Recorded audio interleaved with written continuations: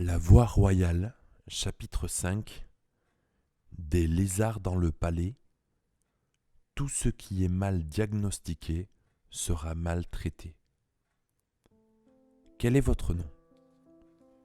Cathy et moi avons emmené 2 de nos petits-enfants à Marine World il y a quelque temps. Ellie avait 3 ans à l'époque et sa cousine Mesha en avait 5. Ils étaient assis sur le lit avec nous dans notre chambre d'hôtel. Ils regardaient à la télévision un documentaire du National Geographic sur les serpents. Quand ce fut terminé, Mesha regarda Ellie et lui dit « Si on jouait aux crocodiles et aux lézards ?» Ellie, bien qu'étant le plus jeune, est beaucoup plus fort que Mesha. « Bonne idée, dit-il. » Mesha dit alors « Je suis le crocodile et toi tu seras le lézard. »« D'accord, » répondit Ellie tout surexcité. Très vite, ils se sont mis debout sur le lit et ont commencé à se bagarrer. Il ne fallut pas plus d'1 minute à Ellie pour immobiliser Mesha sur le matelas. « Tu n'as pas le droit de faire cela, Ellie, » dit Mesha en se plaignant. « Tu es le lézard et je suis le crocodile. » Comme elle protestait, il relâcha son étreinte. « Que font les lézards ?» demanda-t-il. « Ils lèchent avec leur langue comme cela. » Elle se mit à lui lécher la joue pour lui montrer. « D'accord, dit Ellie avec soumission. Quelques secondes plus tard, elle l'avait convaincu de s'allonger sur le sol afin de pouvoir s'asseoir sur lui. Grrr, grrr, se mit à rugir Mesha en luttant pour le maintenir par terre. Chaque fois qu'Ellie essayait de la pousser, elle répétait « Ellie, tu es un lézard, je suis un crocodile. Tu ne peux pas faire cela. Tu peux seulement te servir de ta langue. » Finalement, au bout de 10 minutes, une petite voix se fit entendre en dessous de Mesha. « Papy, je ne veux plus jouer. » Cette histoire m'a rappelé le jeu de notre vie. Le diable nous donne des noms qui nous enlèvent tout pouvoir. Nous devenons des lézards qui ne peuvent qu'utiliser leur langue. Il devient le puissant crocodile. Alors, nous passons nos vies à jouer avec les règles qu'il nous impose. Nous nous appuyons sur un faux nom. Le diable est l'accusateur, et il se sert souvent des autres personnes pour nous affubler de ces faux noms. Mon beau-père avait coutume de m'appeler tout le temps « stupide Anne ». Le résultat fut que je me sentais toujours bête, ce qui réduisait ma capacité à apprendre. Ce nom m'a bloqué mentalement et cela s'est traduit par des difficultés en lecture. À la fin du cycle secondaire, je pouvais lire seulement comme un élève de 4e. J'ai rencontré plusieurs femmes que leur père appelait « putain ». Durant toute leur vie, ces femmes ont dû lutter contre l'immoralité. Les noms peuvent être des déclarations prophétiques qui définissent l'identité d'une personne. Ces gens agissent suivant ce qu'ils croient être. Ces mensonges auxquels ils croient dirigent inconsciemment leur acte. Nous réagissons dans notre entourage suivant la façon dont nous percevons notre propre image. Les surnoms qui nous sont donnés deviennent des noms que nous portons dans nos cœurs. Dans notre imagination, nous nous faisons une idée de nous-mêmes et nous voyons le monde à travers ces lentilles déformantes. Les pierres et les bâtons brisent nos os, mais les noms brisent notre avenir. Les noms sont des déclarations prophétiques. Si de mauvais noms peuvent tenir des gens liés et les mener à la destruction, de grands noms peuvent apporter une assurance dans notre vie et nous conduire dans les projets de Dieu. Beaucoup de personnages de la Bible sont restés des êtres insignifiants tant que leur nom n'avait pas été changé. Simon devint apôtre à partir du moment où il fut appelé Pierre. De même, Saul devint apôtre à partir du moment où il fut appelé Paul. C'est important que nous vivions selon les noms que Dieu nous a attribués et non pas selon les noms qui nous maintiennent en esclavage. Nous devons nous libérer de ces faux noms que le monde nous a donnés. Jacob a bien compris ce principe. Dans Genèse 32, nous trouvons Jacob au gué de Yabok. Cela veut dire vide et seul. Son frère le cherche, ses femmes se disputent toujours et son beau-père est furieux après lui. Comme cela se passe pour beaucoup d'entre nous, je suis sûr que Jacob s'est rendu compte qu'il avait une grosse responsabilité dans ce qui lui est arrivé, mais probablement qu'il ne se sentait pas capable de changer de manière d'agir. Jacob était obligé de décevoir les autres parce que son nom voulait dire voleur, trompeur. Chaque fois qu'on l'appelait par son nom, il se souvenait de tous ses défauts. Nous agissons toujours suivant ce que nous croyons être. Jacob trompait parce que son nom était trompeur. Son comportement pouvait aller jusqu'à créer un climat malsain dans son entourage et par conséquent, ses femmes aussi se mirent à mentir et à tromper. À un moment pas très glorieux de sa vie, Jacob affronta un ange. Quand un ange envoyé pour vous bénir n'a pas d'affinité avec vous, vous réalisez l'endurcissement de votre cœur. Il a lutté avec lui toute la nuit. L'ange l'a estropié, mais Jacob n'a pas voulu le laisser partir avant qu'il ne l'ait béni. L'ange a prétendu que son travail était terminé et qu'il fallait qu'il parte parce que c'était le matin, mais Jacob a insisté. Finalement, l'ange lui a demandé « Quel est ton nom ?» Il a répondu « Mon nom est Jacob. » L'ange a repris « Jacob ne sera plus le nom que l'on te donnera, mais Israël, car tu as lutté avec Dieu et avec les hommes, et tu as été vainqueur. » Genèse, chapitre 32, versets 24 à 28. Pouvez-vous imaginer ce que cela représente que de se battre avec un ange durant toute la nuit, de recevoir une bonne raclée et de laisser partir votre adversaire parce qu'il vous a donné un surnom? Si vous luttez avec un ange et que vous avez un vœu à formuler, n'allez pas lui demander une nouvelle maison, une voiture ou quelque chose de valeur. Allez-vous le laisser partir juste parce qu'il a changé votre nom? Vous agirez ainsi si vous comprenez la révélation que Jacob a eue. Son nouveau nom, Israël, signifie prince de Dieu. Ce nom l'a libéré et lui a permis d'entrer dans sa destinée prophétique. Ce n'est pas fortuit si après cet événement, il est devenu le père d'une des plus grandes nations du monde. Une annonce prophétique est plus que de simples mots. Elle libère la grâce afin que s'accomplisse ce qui est promis. Des noms dans la Bible ont été prophétisés à des gens, ont ainsi proclamé leur véritable identité et permis à leur appel de se concrétiser. Un nom attribué à quelqu'un peut apporter la grâce aussi bien que la disgrâce. La grâce est la façon d'opérer de Dieu. La grâce est la capacité que Dieu nous donne de devenir ce que nous n'aurions pas pu être avant d'avoir reçu cette annonce prophétique. Quant à la disgrâce, elle a la capacité d'amener sur nous de sombres malédictions. Dans le livre de la Genèse, Dieu associe Adam à sa création en lui demandant de donner un nom aux animaux. Quand Adam a nommé les animaux, il a prophétisé leur ADN et ce qu'ils allaient devenir dans le monde. Rien à voir avec les noms que normalement l'on donne aux animaux comme Fifi ou Spot. Il y a un autre exemple de la puissance d'un nom proclamé à haute voix, dans le 3e chapitre de la Genèse. C'est Adam qui appelle sa femme Ève, ce qui signifie « mère de tous les vivants ». Elle a été stérile tant que son nom n'a pas été changé. De femme, elle est devenue Ève. Après la déclaration prophétique d'Adam, Ève a donné naissance à Caïn et à Abel. Dès l'instant où nous réalisons qui nous sommes, notre conduite change parce que nous agissons conformément à notre propre identité. Pour qu'Abraham entre dans son appel, son identité a été changée. Dieu a promis à Abraham qu'il serait le père de beaucoup de nations. Pour qu'il puisse entrer dans sa destinée, son nom a dû être changé. Abraham, qui veut dire père élevé, est devenu Abraham, père d'une multitude. Son nom avait mis une limite à sa destinée. Quand j'ai fait une rencontre personnelle avec le Seigneur, il m'a dit que j'étais un pauvre qui était devenu un prince. Il avait changé mon nom. Dès que j'ai su mon nom nouveau, j'ai eu accès à sa grâce et j'en avais besoin pour marcher avec une identité nouvelle. C'est vital pour nous de savoir que le nom que le Seigneur nous a donné pour que notre identité soit précisée. Quand nous irons au ciel, un nouveau nom écrit sur un caillou blanc nous sera donné. Nous serons le seul à le connaître. Ce nom sera une fondation pure, pierre blanche. Il sera caché, personne ne le connaîtra, sauf nous et Jésus. Nous aurons besoin d'un nouveau nom qui soit conforme à notre nouvel appel, voir Apocalypse chapitre 2, verset 17. Que se passe-t-il si nous agissons avec une identité qui n'est pas la nôtre ? J'ai l'impression que notre société passe par une crise d'identité importante. La plupart des gens ne semblent pas savoir qui ils sont, ce qu'ils sont censés faire de leur vie. La façon dont nous élevons nos enfants en Amérique n'aide pas.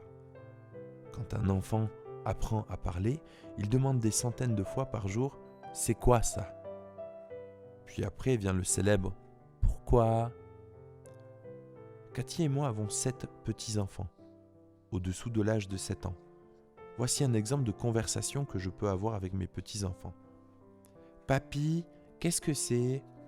Je réponds « C'est une balle. » « Pourquoi, papy ?» Je réponds « Pour jouer avec. » « Pourquoi, papy ?» Pour ne pas nous ennuyer. « Pourquoi, papy ?» À ce stade, je les envoie vers leur grand-mère, à qui ils vont poser les mêmes questions. Quand nos enfants atteignent l'âge de la puberté, ils commencent à poser une autre question, qui est « Qui suis-je » La lutte pour la vie dans notre société est telle que nous n'avons pas de réponse à cette question. Nous leur faisons faire des études pour qu'ils apprennent à faire quelque chose, pensant que s'ils ont une large connaissance, leur désir d'identité sera satisfait. L'identité ne s'acquiert pas en étudiant, elle est donnée. Il nous est impossible d'apprendre quelle est notre identité. Notre vraie identité vient de notre Père Céleste qui nous parle à travers les autres. La tâche qu'il s'est attribuée est de veiller sur nous. Vous devez être un être humain avant de devenir un être agissant. Quand nous essayons de faire quelque chose sans être auparavant quelqu'un, nous nous retrouvons à exercer un métier pour vivre, mais nous détestons ce que nous faisons. Une autre faille à ce raisonnement est que certains cherchent leur véritable identité et l'estime de soi dans ce qu'ils font. Cela peut aller pendant quelque temps s'ils réussissent bien et jouent bien leur rôle, mais quand ils ne sont plus capables de jouer, quelle que soit la raison, l'estime qu'ils avaient d'eux-mêmes s'évanouit. Cela me fait penser à un moment de ma vie. Je me dirigeais vers le Pacifique Sud sur un vol long courrier. J'étais assis près d'un jeune étudiant. Nous avions un vol de 11 heures à effectuer ensemble. Il était évident que nous n'avions rien à partager. Après 2 heures de vol, je décidai de dormir un peu. Je fermai les yeux et alors j'ai eu une pensée concernant le jeune homme assis près de moi. Je me tournai vers lui et lui demandai « Que voulez-vous faire dans la vie ?»« Je veux être procureur, » répond-il. C'est alors que ces paroles me vinrent à l'esprit. « Vous serez un piètre procureur. » Il fit un bond sur son siège et me dit abruptement « Qu'entendez-vous par cela ?» Je répondis « Les procureurs ont une haute opinion de la justice. Leur soif de justice est tellement primordiale dans leur vie qu'ils sont capables, pour que justice soit faite, de détruire les relations amicales ou fraternelles qu'ils peuvent avoir. Vous êtes quelqu'un qui a besoin d'être reconnu, aimé et entouré. La justice n'est pas la priorité de vos priorités. La première fois où vous vous rendrez au tribunal pour attaquer quelqu'un, vous ne dormirez pas la nuit précédente. « Oh, c'est tout à fait vrai, dit-il. Savez-vous ce que vous devez faire ?»« Non. Quoi ?» répliqua-t-il. « Vous êtes doué d'une façon étonnamment variée. Vous avez un côté créatif qui peut s'exprimer en jouant la comédie. Vous avez aussi un penchant pour organiser et administrer. Je vois votre chambre bien rangée et des vêtements dans votre placard sont alignés par couleur. Vous pourriez faire un grand producteur de cinéma, si vous vous y donniez de tout votre cœur. » Il sauta presque de son siège, tout excité. Il me dit « C'est vrai, je range mes vêtements comme vous l'avez dit. J'ai toujours eu envie d'être producteur et j'étais le meilleur au club de théâtre de l'école. » « Voilà ce que vous devez faire dans la vie, lui dis-je. Vous êtes le prochain Steve Spielberg. » Beaucoup d'entre nous passent leur vie à faire quelque chose qui ne va pas avec leur personnalité. Quand notre personnalité s'exprime dans notre travail, c'est surprenant de constater que nous prenons plaisir à le faire. De pécheurs, nous devenons saints. Quand nous avons compris que nos noms ne sont pas seulement une question de sémantique, regardons de plus près de quelle façon nos noms nous affectent. Avant de recevoir Christ, nous étions appelés pécheurs. Nous étions des professionnels. Notre nom révélait nos capacités. Nous étions enclins à pécher. Quand nous avons reçu Christ, nous sommes devenus saints. Paul a bien expliqué cela dans ses lettres aux croyants parce qu'il les appelle saints. Voici quelques exemples. À tous qui à Rome sont bien-aimés de Dieu, appelés à être saints. Romains 1, verset 4. À l'Église de Dieu qui est à Corinthe, à ceux qui ont été sanctifiés en Christ Jésus, appelés à être saints. 1 Corinthiens, chapitre 1, verset 2. Paul, apôtre du Christ Jésus, par la volonté de Dieu, aux saints et fidèles en Christ Jésus qui sont à Éphèse. Éphésiens, chapitre 1, verset 1. Le mot saint veut dire croyant sanctifié. Vous ne pouvez être à la fois pécheur et saint. Comment est-il possible d'être enclin à pécher et être quand même un croyant sanctifié? Le mot pécheur implique que nous sommes programmés pour faire le mal. Si nous croyons que nous sommes des pécheurs, alors nous pécherons par la foi. Rappelez-vous ce que nous avons appris auparavant, car l'homme est tel que sont les arrière-pensées de son âme. Proverbe 23, verset 7. Tout comme Jacob, prisonnier de la tromperie à cause de son nom, si nous croyons que nous sommes encore pécheurs, nous serons incapables d'accéder à la grâce et de vivre sainement. Nous essaierons de faire de bonnes œuvres pour mériter le pardon. Ce n'est plus dans notre nature de pécher. Il est dit dans 1 Jean 3, versets 7 à 9, « Petits enfants, que personne ne vous séduise. Celui qui pratique la justice est juste, comme lui, le Seigneur, est juste.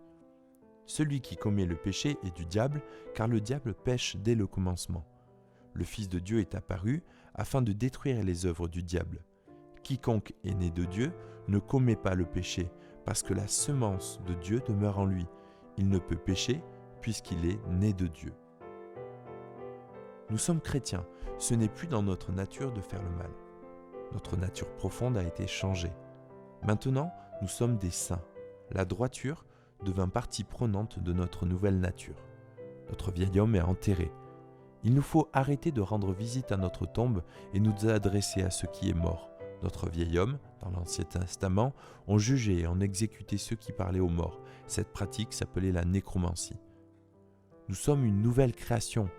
C'est renier notre nature et nous abaisser que d'agir comme cela maintenant.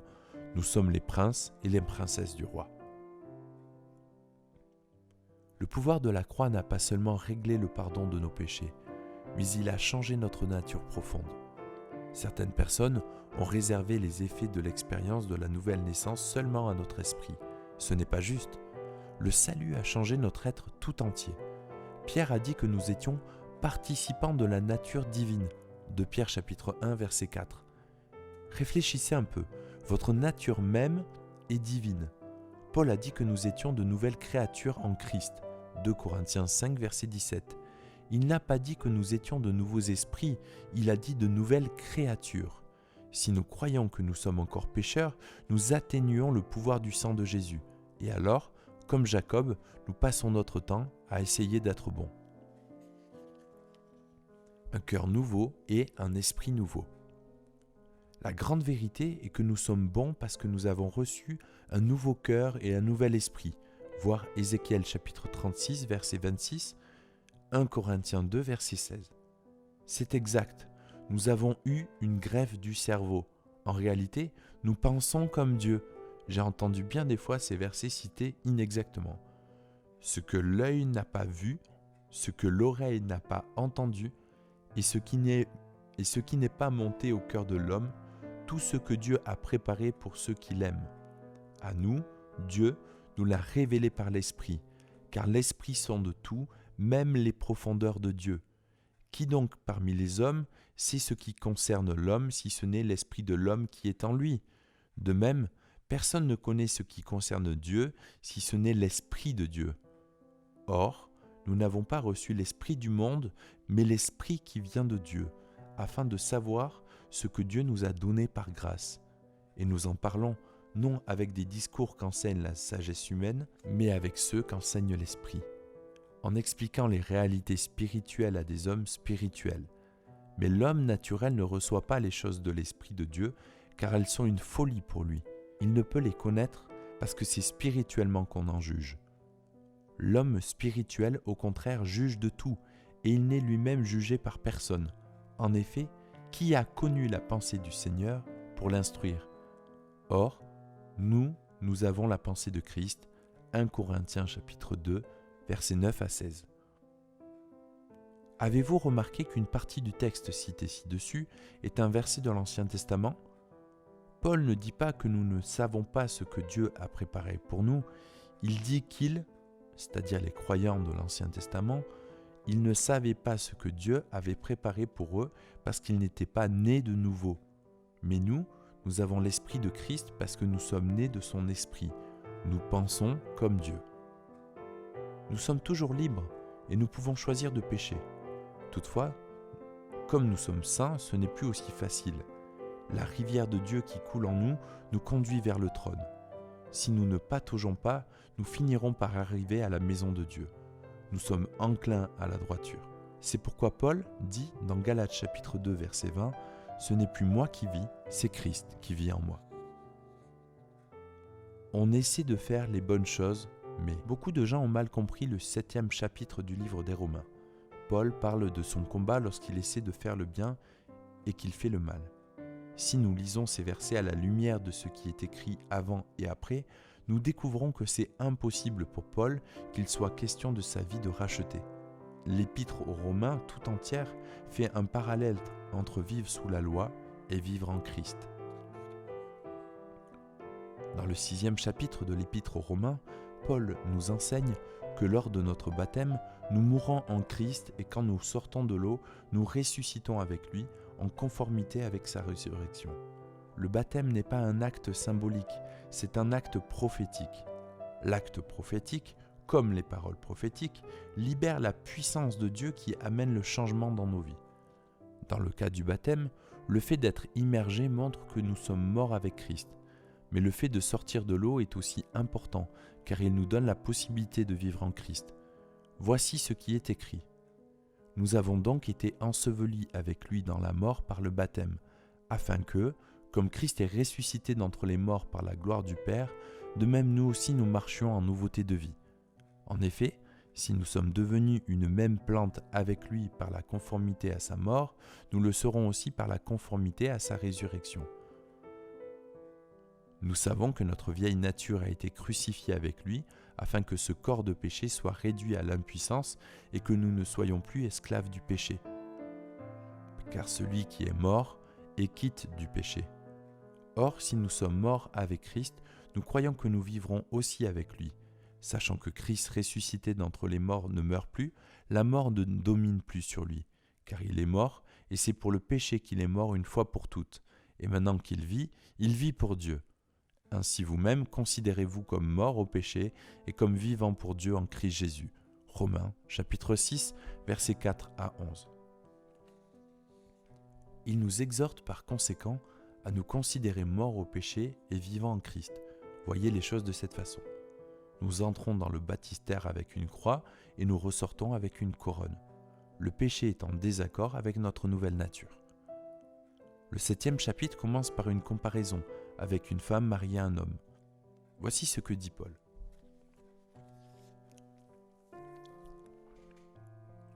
Ignorez-vous, frères, je parle à des gens qui connaissent la loi, que la loi régit l'homme aussi longtemps qu'il vit. Ainsi, une femme mariée est liée par la loi à son mari tant qu'il est vivant. Mais si le mari meurt, elle est dégagée de la loi qui l'a liée à son mari. Si donc, du vivant de son mari, elle devient la femme d'un autre homme, elle sera appelée adultère. Mais si le mari meurt, elle est libérée de la loi. Elle n'est donc pas adultère en devenant la femme d'un autre. De même, mes frères, vous aussi, vous êtes morts à l'égard de la loi, par le corps de Christ, pour appartenir à un autre, à celui qui est ressuscité d'entre les morts, afin que nous portions des fruits pour Dieu. Romains chapitre 7, versets 1 à 4. Paul nous fait un schéma de nos vies avant et après Jésus. Nous étions mariés à la loi. La loi nous disait tout ce que nous faisions de mal, mais la loi n'avait pas le pouvoir de nous changer. Quand Christ est mort, la loi a été accomplie. Nous sommes libres d'avoir un autre mari. Si nous nous sommes identifiés avec lui dans sa mort, nous avons fait une nouvelle alliance et nous sommes engagés avec Jésus seul. Paul continue en faisant un parallèle avec ceux qui se débattent sous la loi et lui qui s'est aussi battu quand il était marié avec la loi. Mais Paul se proclame vainqueur dans cette guerre faite à notre âme dans le 8e chapitre de l'Épître aux Romains. Dans le 8e chapitre de l'Épître aux Romains. Voici sa conclusion. Il n'y a donc maintenant aucune condamnation pour ceux qui sont en Christ Jésus, qui marchent non selon la chair mais selon l'Esprit. En effet, la loi de l'Esprit de vie en Christ Jésus m'a libéré de la loi du péché et de la mort. Romains chapitre 8, versets 1 et 2.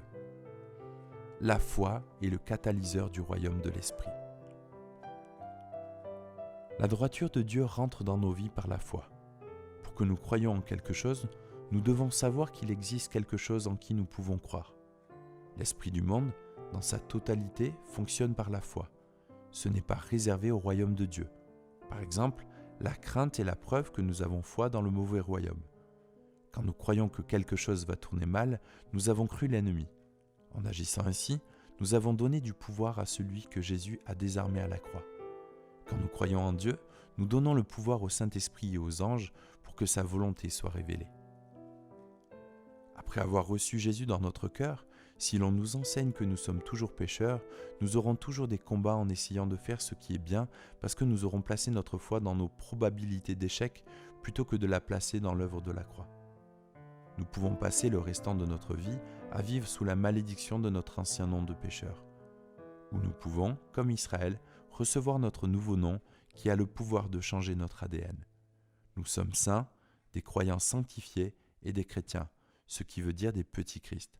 Quand le Père nous regarde, il voit l'image de son Fils bien-aimé.